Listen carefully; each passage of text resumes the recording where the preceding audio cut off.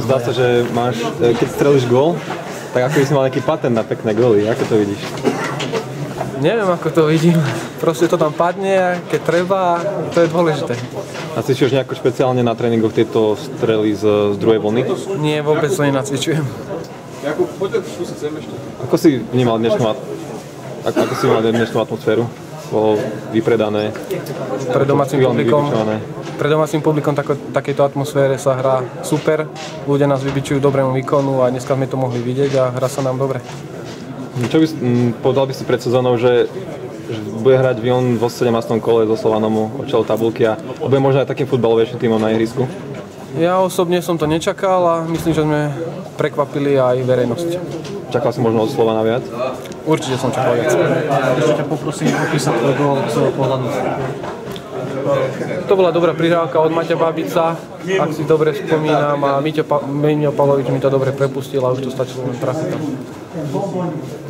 Na šance v prvom poločase, tie 4 asi volali po gole. Tak dnes som ich mal výnimočne veľa.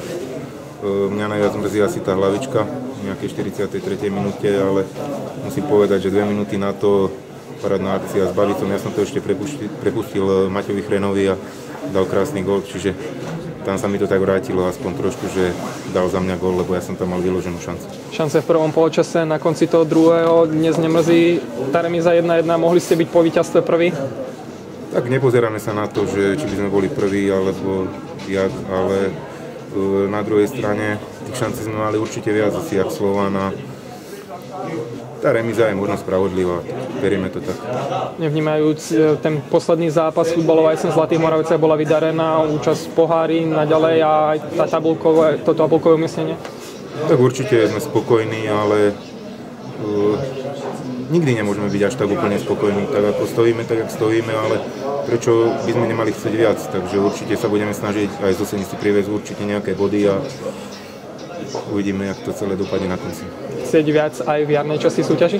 Tak určite áno, tak prečo by sme nechceli? My si veríme a momentálne to sype a dnes bola krásna návšteva, čo svedčí o tom, že asi predvádzame pekný futbal a stojíme tam, kde stojíme. Ďakujem pekne.